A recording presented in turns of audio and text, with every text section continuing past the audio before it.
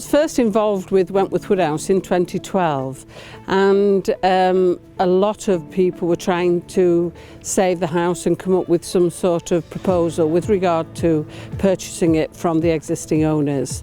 So a trust was formed in 2014, and I was asked to that meeting and became chair of the trust.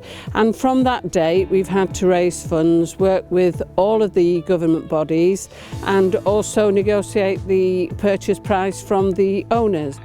So the master plan for the site was launched in October 2018, really outlines the vision for the site, and that's for a mixed-use development. I mean, the single issue with this site historically, and certainly in the last part of the latter part of the 20th century, has been its sheer scale.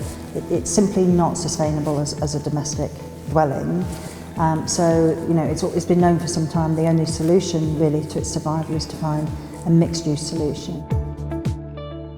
Phase 2, we're looking at repairing the roofs of the central block of the mansion, and that involves obviously stripping the slates from the roof, checking the timbers to make sure they're sound, and where they're not sound then carrying out repairs to those timbers, and then putting the slates back on. We went through a competitive tendering process to appoint the building contractors for Phase 2, and the tenders were assessed on both quality as well as price. And we were particularly impressed with Robert Woodhead's approach on the quality side to social value. And what we saw in Robert Woodhead's proposal were some really exciting ways to bring benefit to the local community.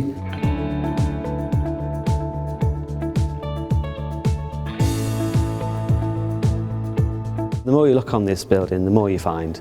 And so one of our key challenges is to constantly reappraise the issues and the priorities for repair, whilst essentially designing the project to enable safe inspections when the contractor gets on board. This is a Grade 1 listed building. It's of international importance and a very highly significant building. So close consultation with Historic England has been absolutely key. I think one of the special features is the facade of the building. It's one of the largest facades of a building. It's even bigger than Buckingham Palace, the facade of it. It was a privately owned an estate.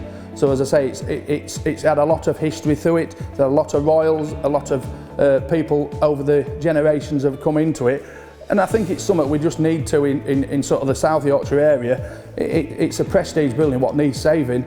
One of the big things with any historic building like this is the actual grandness of what they did, that the roof timbers, how the sort of old trades used to do things, and actually working with skilled tradesmen, as in refixing the building and putting life back into the building.